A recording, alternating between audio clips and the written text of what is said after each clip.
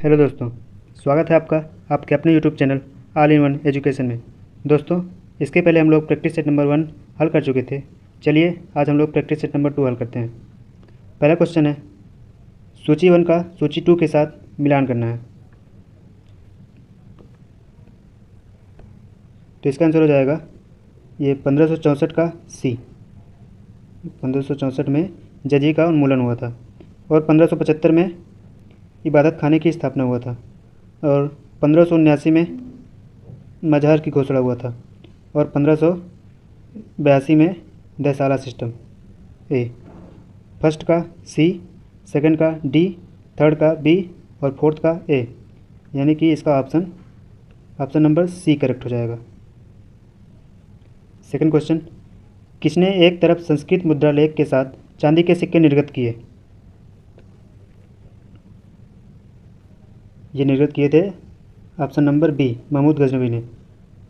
और इन्होंने जो चांदी के सिक्के निर्गत किए थे उस चांदी के सिक्के पर कलमा का संस्कृत अनुवाद किया गया था और उसमें क्या लिखा गया था अनुवाद में? अव्यमेकम अवतार, अव्यमेकम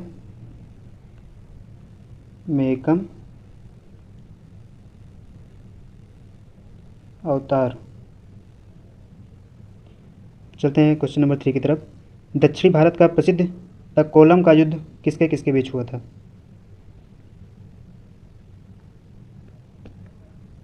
ये तक्कोलम का युद्ध जो है 949 ईस्वी में चोल शासक एवं राष्ट्रकूट शासकों के मध्य हुआ था। ऑप्शन नंबर बी, उसमें चोल शासक थे परांतक प्रथम और राष्ट्रकूट शासक थे उस समय नरेश कृष्ण,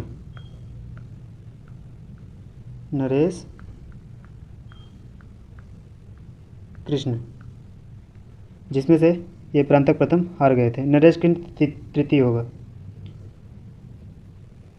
क्वेश्चन नंबर 4, प्रारंभिक जैन साहित्य निम्नलिखित में से किस भाषा में लिखा गया था? इसका सही आंसर हो जाएगा ए, प्रारंभिक जैन साहित्य अर्धमागधी भाषा में लिखा गया था। पांचवा क्वेश्चन, मानव समाधानों में कुत्ते दफनाए गए थे। इसका सही आंसर हो जाएगा ऑप्शन नंबर बी, बुर्ज होम में। बुर्ज होम पुरास्थल की खोज कब हुआ था? 1935 में। और किसके संरक्षण में? डी टेरा एंड पीटरसन के संरक्षण में। पीटरसन।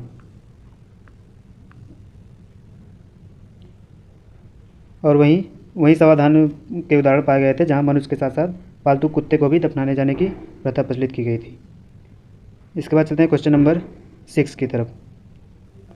बोर्ड ऑफ कंट्रोल की स्थापना किस अधिनियम के अंतर्गत की गई?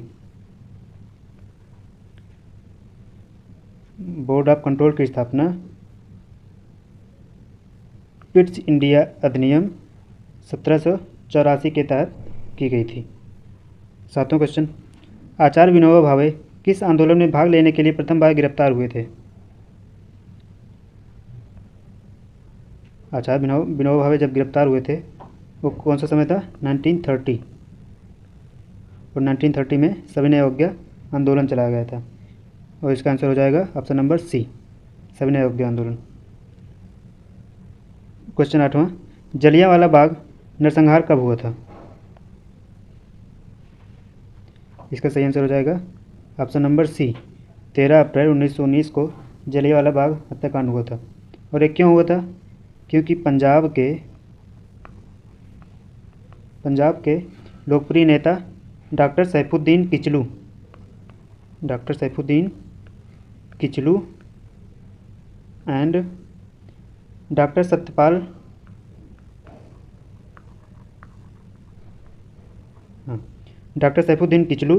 और डॉक्टर सत्यपाल की गिरफ्तारी के विरोध में ये लोग एक पंजाब के जलियांवाला बाग में सभी लोग एकत्रित होते हैं और उसी समय जनरल ओडायर बिना किसी पूर्व चेतावनी के भीड़ पर गोली चलवा देते हैं और जिससे लगभग 1000 लोग मारे जाते हैं। और इसी समय टैगोर जी ने अपनी नाइट की उपाधि वापस कर दी थी, इसी के विरोध में। कौन किया था? रविन्द्रनाथ टैगोर जी ने। चलते हैं नेक्स्ट क्वेश्चन की तरफ। क्वेश्चन नंबर 9, बंगाल के विभाजन को किस वर्ष रद्द किया गया था? इसका सही आंसर हो जाएगा 6 मई 1910। 6 मई 1910 को बंगाल का विभाजन रद्द कर दिया गया था। और उसमें वहाँ का सम्राट कौन बने थे? जॉर्ज पंचम।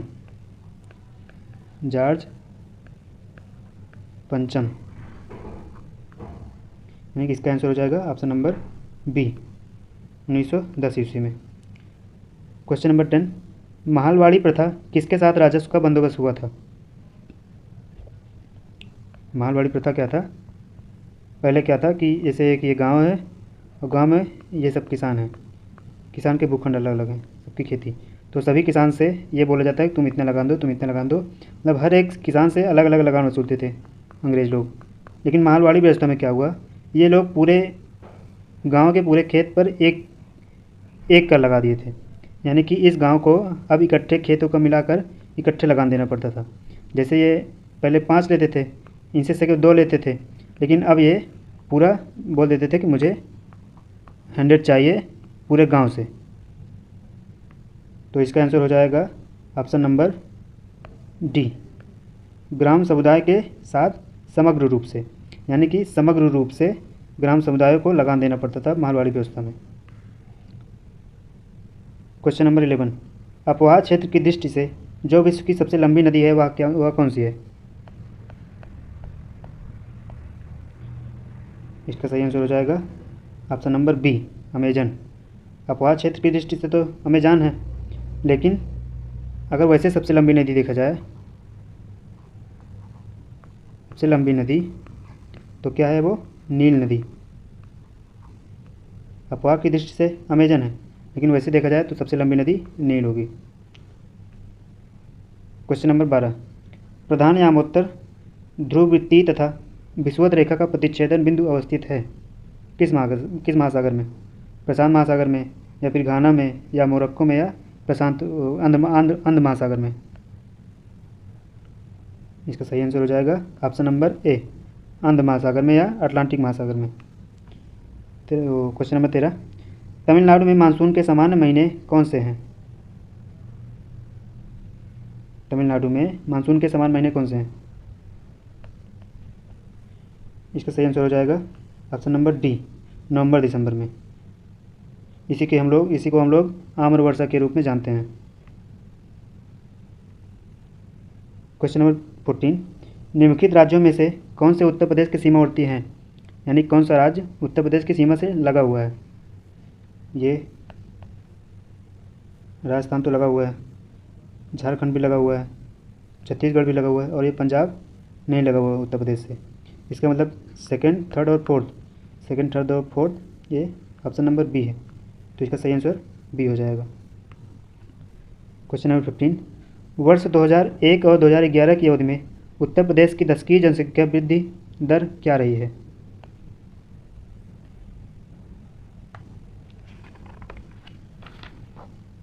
इसका सही आंसर हो जाएगा 20.09%, यानी कि ऑप्शन नंबर बी। अगर देश की बात करें उस समय तो इसकी दशकीय वृद्धि कितना था? 17.07%।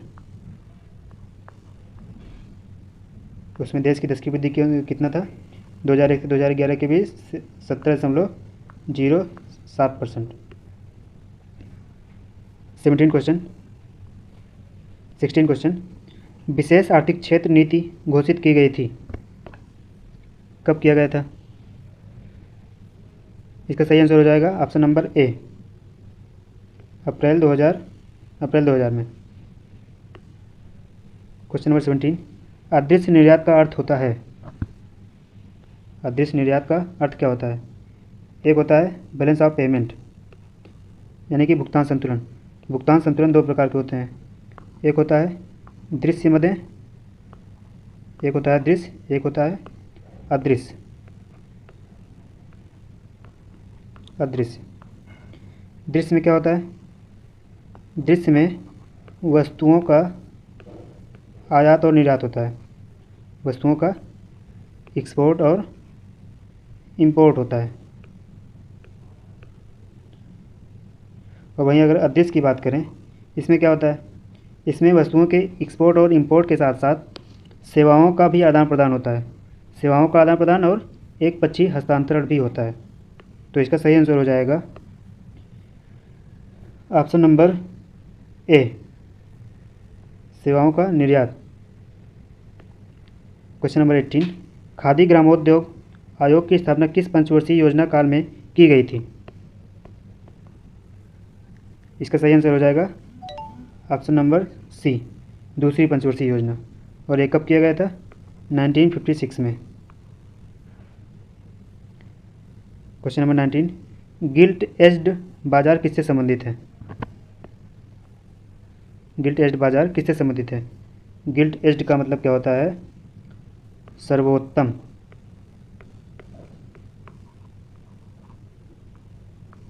सर्वोत्तम या फिर उत्कृष्ट कह सकते हैं।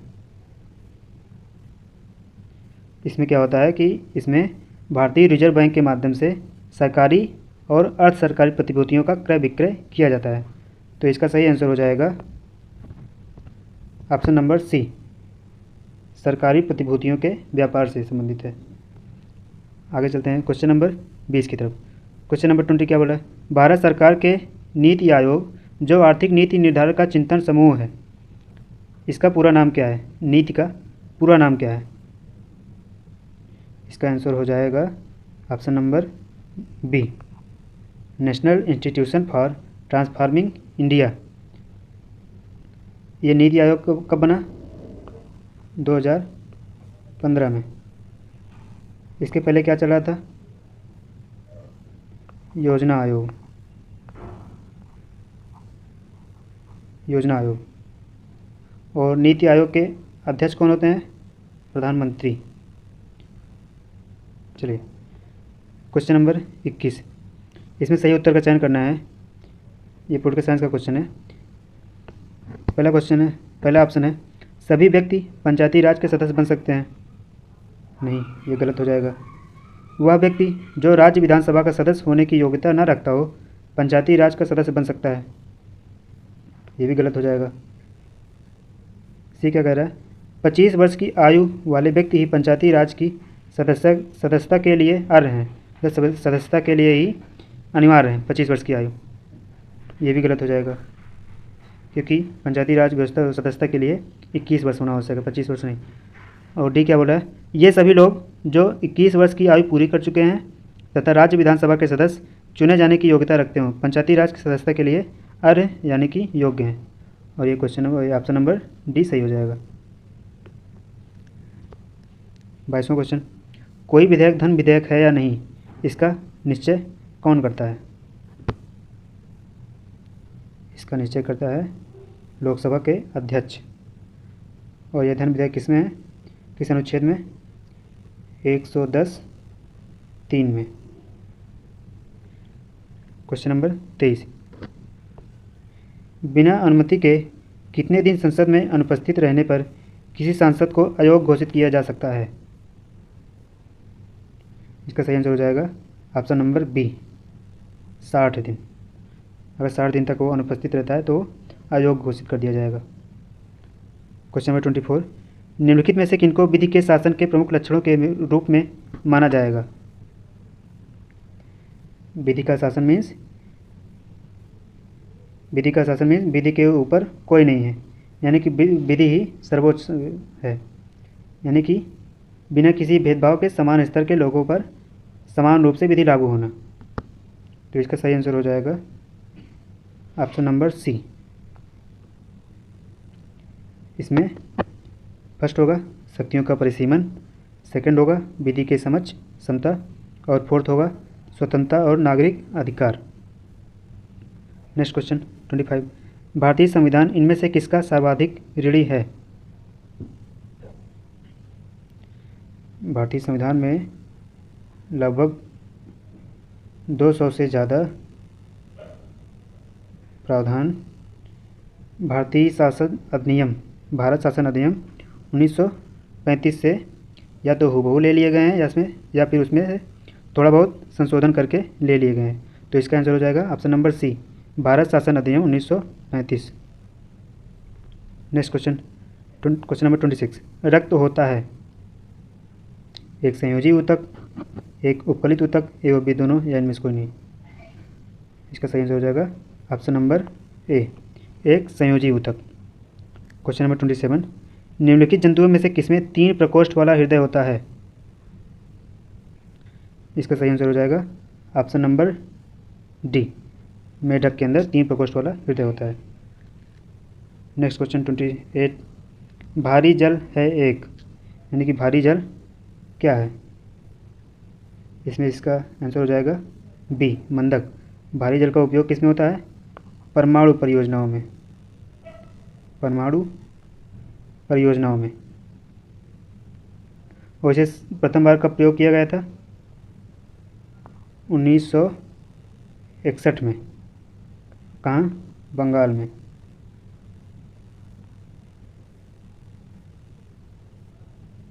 Next question 29। घरेलू बिजली के तार आधार रूप में कैसे हैं? इसका सही आंसर हो जाएगा ऑप्शन नंबर बी, क्योंकि घरेलू बिजली के तार समानांतर संयोजन में होते हैं। Next question number 30। डेसिबल किसे नापने के लिए प्रयोग में लाया जाता है? इसका सही आंसर हो जाएगा ऑप्शन नंबर सी, क्योंकि खून में इसका मापन किया नहीं जाता, पेशाब में भी नहीं किया जाता, वातावरण में ध्वनि मापने के लिए इसका प्रयोग किया जाता है, और वायु में कण मापने के लिए भी नहीं किया जाता। तो इसका सही आंसर हो जाएगा option number C. Question number 30, ये मैथ का क्वेश्चन है। निम्न में से सबसे बड़ी भिन्न को ज्ञात कीजिए। 5/6, 6/11, 2/3, 8/9 और 6/7। इनमें से सबसे बड़ी भिन्न कौन सी है? अगर हम सबका अलग अलग निकालें, 5/6 का निकालते हैं तो पॉइंट में कितना आएगा? 0.83। और 6/11 करते हैं तो इसका आएगा 0.54। और 2/3 करते हैं तो इसका आएगा 0.67। और 8/9 करते हैं तो इसका आएगा 0.89। और 7/6 करते हैं, 6/7 करते हैं तो इसका आंसर आ जाएगा 0.85। तो इसमें से कौन सा बड़ा है? 0.83 बड़ा है कि 0.54 बड़ा है, 0.67 बड़ा है कि 0.89 या फिर 0.85? इसमें से बड़ा है 0.89। और ये 0.89 वाला कौन था? 8/9 का। कौन सा था? 8/9, यानी कि ऑप्शन नंबर बी सबसे बड़ी भिन्न हो जाएगा। चलिए क्वेश्चन नंबर 32। यदि किसी संख्या का 1/7 संख्या से घटाया जाता है तो परिणामी संख्या से 30 कम हो जाता है। यदि हम संख्या मान लेते हैं x, इसमें क्वेश्चन बोल रहा है कि x में से अगर हम इसका 1/7 यानी कि x/7 माइनस करते हैं तो परिणामी संख्या x में से 30 कम हो जाता है। यही हल करना है।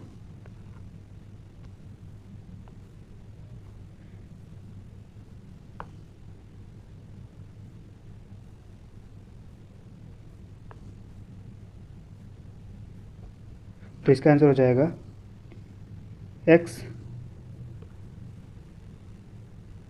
Minus x/7 is equal to x minus 30। यही हल करना है। तो इसका हो जाएगा,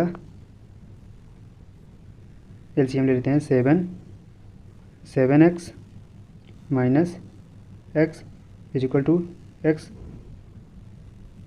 माइनस 30। तो ये 7 से इधर मल्टीप्लाई होगा इसमें, तो कितना हो जाएगा? ये 7x माइनस x 6x, यानी कि 6x/7 equal to x minus 30। 6x/7 equal to x minus 30। इस 7 से इसमें मल्टीप्लाई करो। 6x equal to 7x minus 7 into 30 कितना हो जाएगा 210। अब 7x इधर आएगा, 6x इधर ले जाओ, कितना हो जाएगा x बचेगा।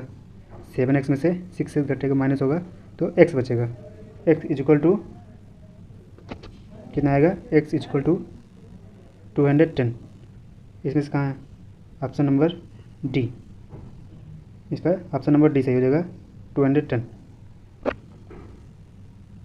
क्वेश्चन नंबर 33, यदि under root 0.0169x equal to 1.3 then x की वैल्यू निकालना है। इसमें क्या हो जाएगा, अंडर रूट निकालो। 0.0169x इक्वल टू 1.3, x की वैल्यू निकालो। इसका हो जाएगा, इधर जाएगा तो 1.3 डिवाइडेड बाई 0.0169 तो हो जाएगा ये 1.3 डिवाइडेड बाई, इसका अंडर रूट निकालेंगे तो आएगा 0.13, यानी कि 1.3 डिवाइड बाई 0.13। ये पॉइंट हटेगा, इसमें एक जीरो और बढ़ेगा क्योंकि 2 डिजिट का है ये, तो 13 दामा 130, यानी कि इसका 10 आंसर आ जाएगा। x equal to 10, option number A. Question number 34, 5 क्रमागत सम संख्याओं का औसत 40 है। इन संख्याओं में से सबसे छोटी संख्या का मान ज्ञात कीजिए। इसमें क्या करना है, पहले एक संख्या ले लेना है x, दूसरी संख्या ले लेना है x प्लस 2, तीसरी संख्या लेना है x प्लस 4, चौथी संख्या ले लेना है x प्लस 6 और पाँचवीं संख्या ले लेना है x प्लस 8। पाँच क्रमागत संख्या हो गया, और इसका औसत निकालो। इसका औसत यानी कि सबको जोड़ दो। कितनी संख्या हैं, 1 2 3 4 5, यानी कि ये 5, औसत कितना आ रहा है 40। इसको ऐड करो, 1x 2x 3x 4x और ये 5x। 5x प्लस ये ऐड करो, 2 2 4 6 6 6 12 12 और 8 20। 5x प्लस 20 बटे 5 बराबर 40। अब ये 5 से इधर मल्टीप्लाई हो जाएगा, कितना बचेगा, 5x plus 20 is equal to 200। कितना हो जाएगा, 5x plus 20 is equal to 200।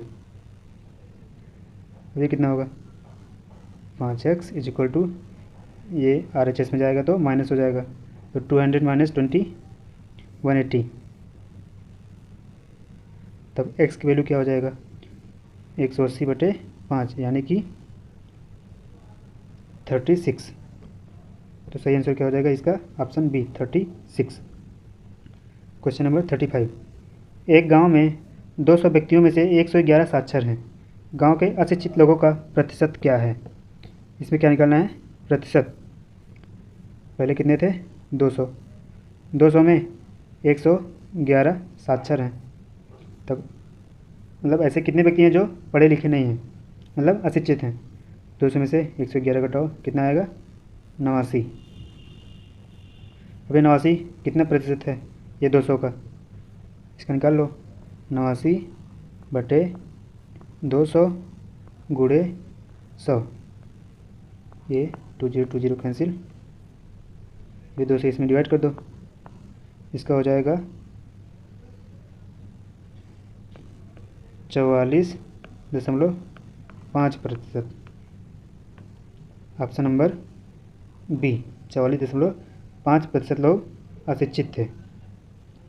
उसके बाद आता है क्वेश्चन नंबर 36, कामायनी के रचनाकार हैं, यानी कामायनी की रचना कौन किए थे?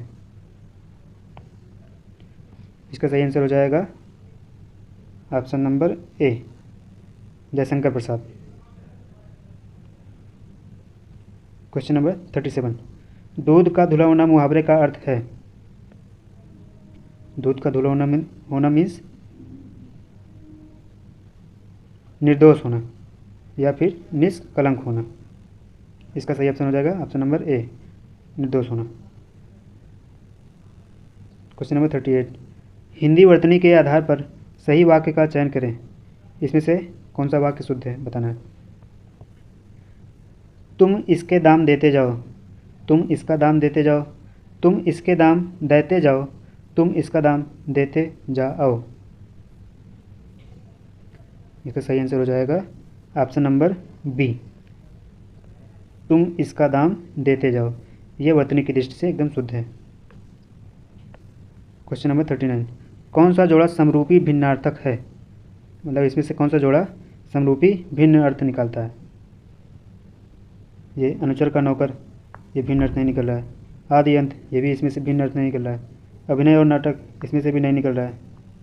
केवल अवधि और अवधि में से निकल रहा है। अवधि मीन्स क्या होता है? समय। और अवधि मीन्स, अवधि एक भाषा होती है। तो इसका सही ऑप्शन ए हो जाएगा, अवधि और अवधि। क्वेश्चन 40, निम्नलिखित में से कौन सा शब्द चंद्रमा का पर्यायवाची नहीं है? विदु होता है, शशि भी होता है, चांद भी होता है। यही ऑप्शन नंबर सी, शुद्ध। शुद्ध इसका पर्यायवाची नहीं है। शुद्ध का अर्थ क्या होता है? सारथी।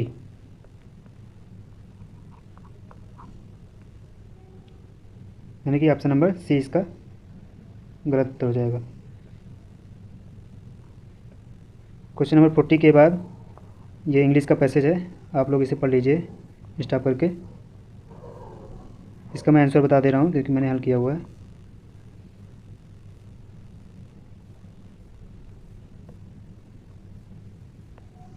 What did the pre historic man look like? पहला क्वेश्चन पूछ रहा है what did the pre historic man look like. इसका सही आंसर हो जाएगा option number B, he looked like an ape. Question number 42, point out the portion having a mistake. The poors, the always helped, C the by them, and D who are kind and generous. इसमें mistake ये है, the poors. The poors नहीं होता बल्कि क्या होता है? Poor, poor के साथ एस नहीं लगता है, ये केवल पुअर लिखा जाता है। तो ऑप्शन नंबर ए गलत हो जाएगा इसका, मतलब ए वाला ऑप्शन नंबर गलत है, the poors. Question number 43, I gave him a punch on. बीच में क्या आएगा? द आएगा कि टू आएगा, ए आएगा या एन आएगा? इसमें सही आंसर हो जाएगा option number A, the. I gave him a punch on the nose. Question number 44, point out the correct direct speech for the following. इसमें से इनडायरेक्ट दिया है, डायरेक्ट में बदलना है। I asked why he was looking through the keyhole. इसका सही answer हो जाएगा ऑप्शन नंबर, इधर भी है, भी दो ऑप्शन हो गया, हाँ, सी डी। इसका सही आंसर हो जाएगा option number C, why are you looking through the keyhole I said. Question number 45 में ये एक्टिव पैसिव दिया गया कि एक्टिव दिया गया पैसिव में बदलना है। She took the dog for a walk. Active passive इसका होता है। इसका सही आंसर हो जाएगा option number A, the dog was taken for a walk by her. अब आगे 46, 47, 48, 49 ये दिया गया है रीजनिंग। चलिए इसे सॉल्व कर लेते हैं। 46 क्या बोला है? यदि किसी कुट भाषा में लिक्विड को PMY PMUYMH लिखा जाता है, तो उसी कूट भाषा में स्पेस को किस प्रकार से लिखा जाएगा? देखिए, LIQUID,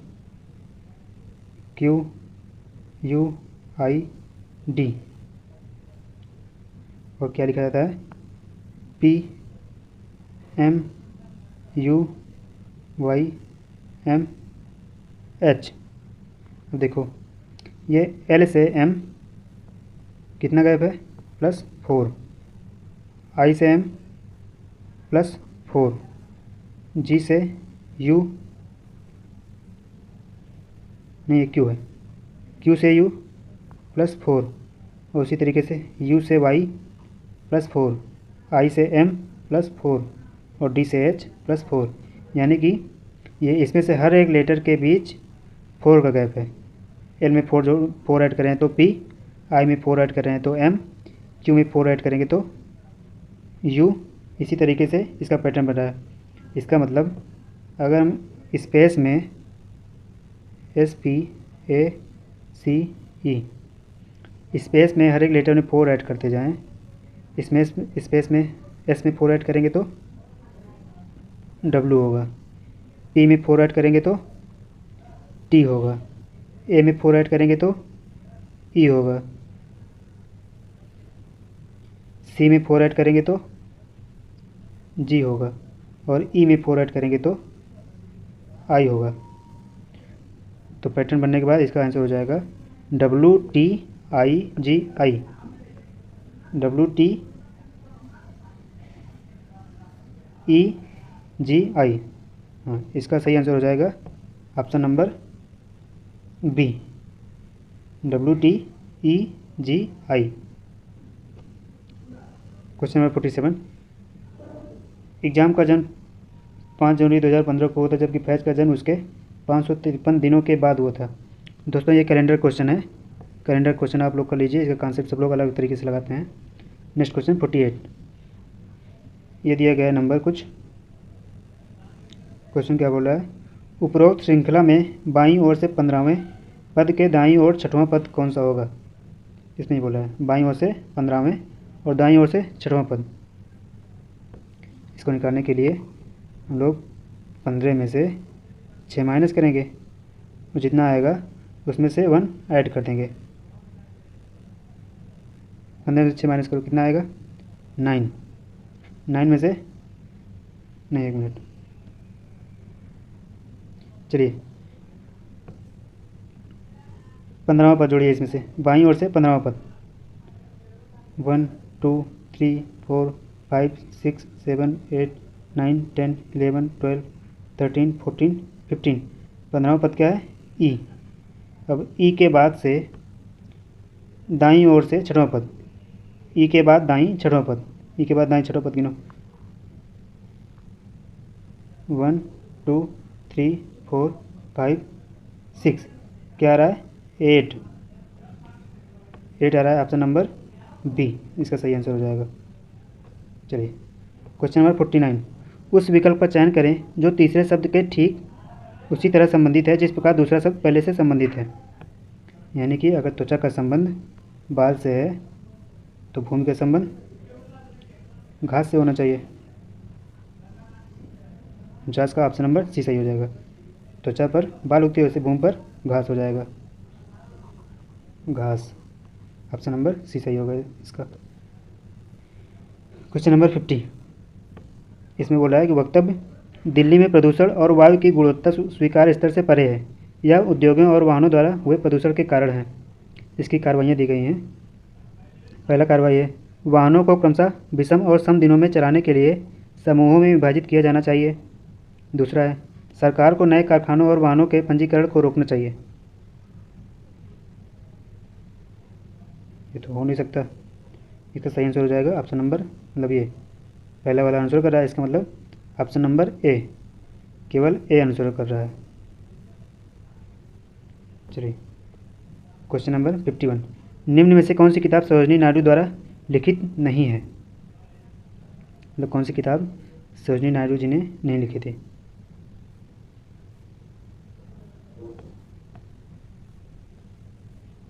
इसका सही आंसर हो जाएगा 51 का सी, द गोल्डन वर्ड सरोजनी ने नहीं लिखी थी, द ब्रेकिंग न्यूज लिखी थी, द गोल्डन थ्रेशोल्ड लिखी थी, द वर्ड ऑफ टाइम लिखी थी। ये कौन लिखा था द गोल्डन बर्ड? ये लिखे थे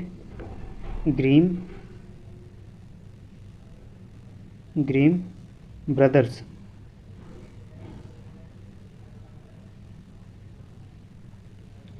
द गोल्डन बर्ड किसका है? ग्रीम ब्रदर्स का।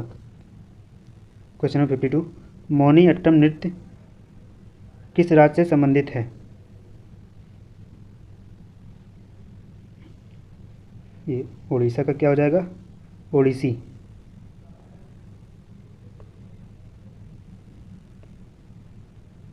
उड़ीसा का ओडिसी। केरल का मोहिनी अट्टम। कर्नाटक का यक्षगान और तमिलनाडु का भरतनाट्यम। तो मोहिनी अट्टम किसका हुआ? ये केरल का। ऑप्शन नंबर बी सही हो जाएगा। चलते हैं नेक्स्ट क्वेश्चन की तरफ। क्वेश्चन नंबर 53, निम्नलिखित में से कौन सी गैस ग्रीन हाउस गैस नहीं है? ग्रीन हाउस गैस नहीं है। मीथेन है, जलवाष्प भी है, कार्बन डाइऑक्साइड भी है। ये बी नाइट्रोजन नहीं है। इसका सही ऑप्शन क्या हो जाएगा? Option number B. Question number 54, पारितंत्र के दो मूल घटक हैं। पारितंत्र के दो मूल घटक।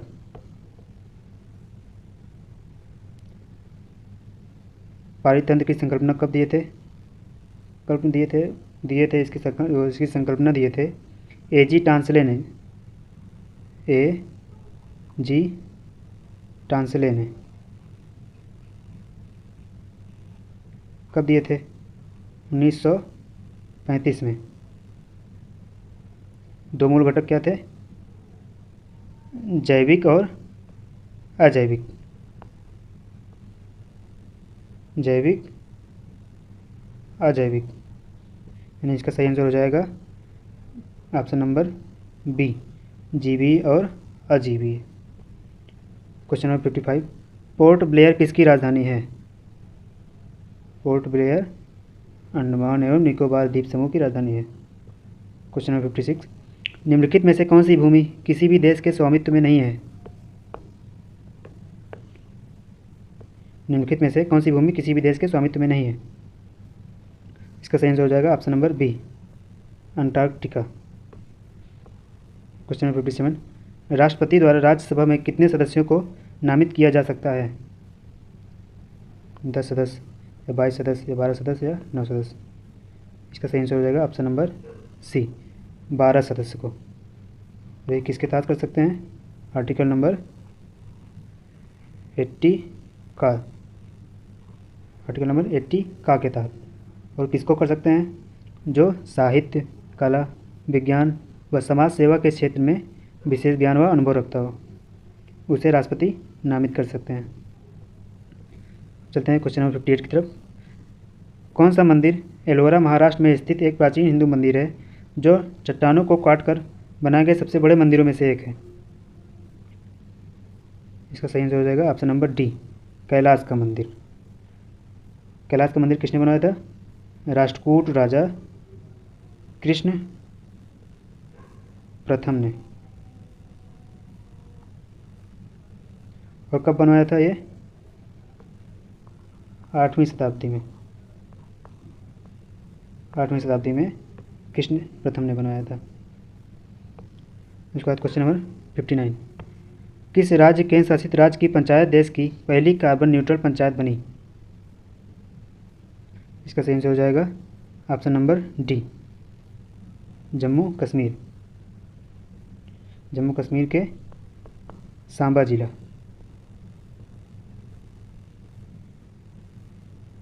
सांबा जिला और सांबा जिला के पल्ली गांव में। तो इसका सही आंसर हो जाएगा option number D, Jammu Kashmir में। क्वेश्चन नंबर 60, वागसीर क्या है?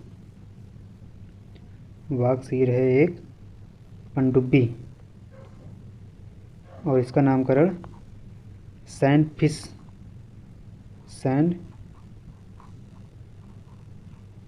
फिश भी किया गया है।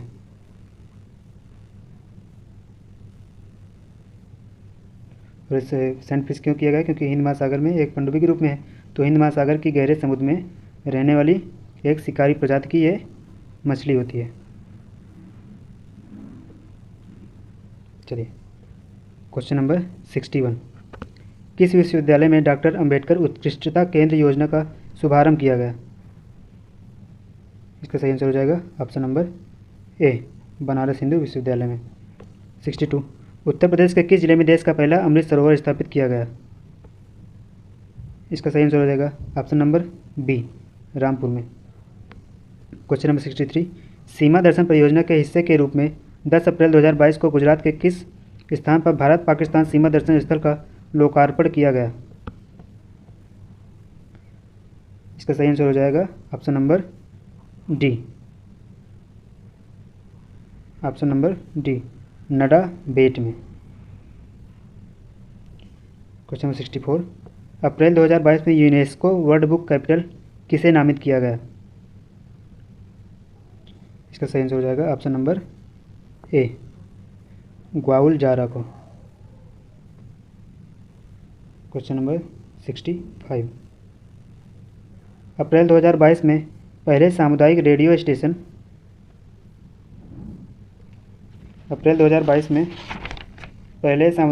स्टेशन ये आगे क्या लिखा गया है? दूधवाड़ी, ये लिखा गया है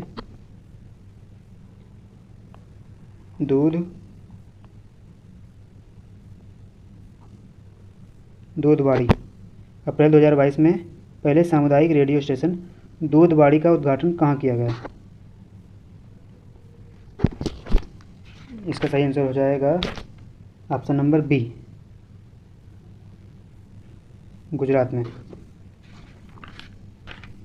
क्वेश्चन नंबर 66, अप्रैल 2022 में वीणा पाड़ी मोहंती का निधन हो गया, वे कौन थी? वीणा पाड़ी मोहंती एक लेखिका थी, ऑप्शन नंबर ए सही हो जाएगा। क्वेश्चन नंबर 67, लता दीनानाथ मंगेशकर पुरस्कार पाने वाले देश के पहले नागरिक कौन हैं?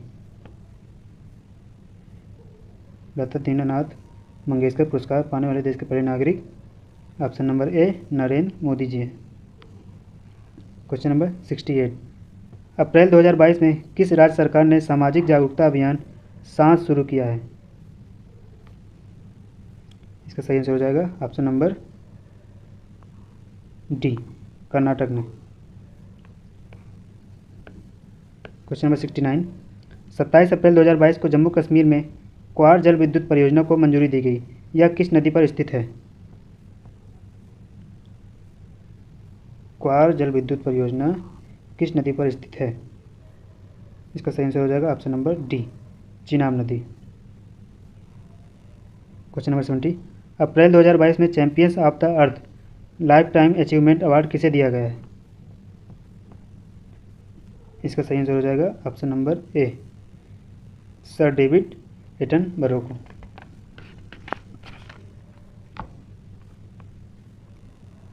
उसका दोस्तों हिंदी का गद्यांश है, सभी लोग पढ़ लीजिए, इसका मैं आंसर बता दे रहा हूँ।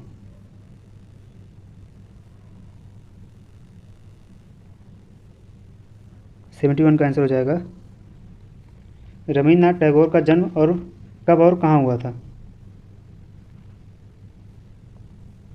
रवींद्रनाथ टैगोर का जन्म 7 मई 1861 में कलकत्ता में हुआ था। क्वेश्चन नंबर 72, उनके पिता कौन से समाज के नेता थे? उनके पिता कौन से समाज के नेता थे? उनके पिता ब्रह्म समाज के नेता थे। चलिए क्वेश्चन नंबर 73, जन गण मन राष्ट्रगान के रचनाकार कौन है? इसका तो सबको पता होगा, ऑप्शन नंबर ए, रवींद्रनाथ टैगोर। क्वेश्चन 74, नाइटहुड की उपाधि रवींद्रनाथ ने क्यों लौटाई? क्योंकि उसी समय जलियांवाला बाग हत्याकांड हुआ था, जिसके विरोध में रविन्द्रनाथ टैगोर जी ने अपनी नाइटहुड की उपाधि अंग्रेज़ों को वापस लौटा दी थी। ऑप्शन नंबर बी इसका सही आंसर हो जाएगा। क्वेश्चन नंबर 75, रविन्द्रनाथ टैगोर की कौन सी रचना को नोबेल पुरस्कार प्राप्त हुआ? इसका सही आंसर हो जाएगा 75 का डी, गीतांजलि रचना पर उसे गीतांजलि रचना पर उन्हें नोबेल पुरस्कार दिया गया। इसके बाद दोस्तों एक और गद्यांश है, ये आप स्टॉप करके पढ़ लीजिए, इसका मैं आंसर बता दे रहा हूँ। कार्य के संदर्भ में मोबाइल फ़ोन की उपयोगिता है। ये गद्यांश पढ़ लीजिए, इसका आंसर होगा 76 का ए, कहीं भी रहकर कार्य पूर्ण कर सकना। इसका 77 है, मोबाइल फ़ोन कहाँ सुखद है? मोबाइल फ़ोन जहाँ सुखद है वहीं क्या होगा? दुख भी है। मोबाइल फ़ोन जितना सुखद है उतना ही ज़्यादा दुखद भी है। इसका सही आंसर हो जाएगा option number C. Question number 28, व्यस्तता की स्थिति में मोबाइल फ़ोन के कारण क्या हो जाता है? इसका सही आंसर हो जाएगा ऑप्शन नंबर डी, व्यवधान उत्पन्न हो जाता है। व्यस्तता की स्थिति में मोबाइल फ़ोन के कारण व्यवधान उत्पन्न हो जाता है। क्वेश्चन नंबर 79, उपर्युक्त गद्यांश का उचित शीर्षक क्या होगा? इसका शीर्षक हो जाएगा mobile phone, option number D. उसका क्वेश्चन नंबर 80 है, मोबाइल फ़ोन के प्रयोग में सावधानी बरतने से क्या होगा? इसका हो जाएगा ऑप्शन नंबर ए, लाभ ही होगा। इसके बाद दोस्तों ये डीआई का क्वेश्चन है, डीआई के लिए मैं अलग से प्रैक्टिस सेट लेके आऊँगा। तो दोस्तों अगर आपको ये वीडियो हेल्पफुल लगा हो तो प्लीज़ चैनल को लाइक, सब्सक्राइब, कमेंट और शेयर ज़रूर कर दीजिए। धन्यवाद।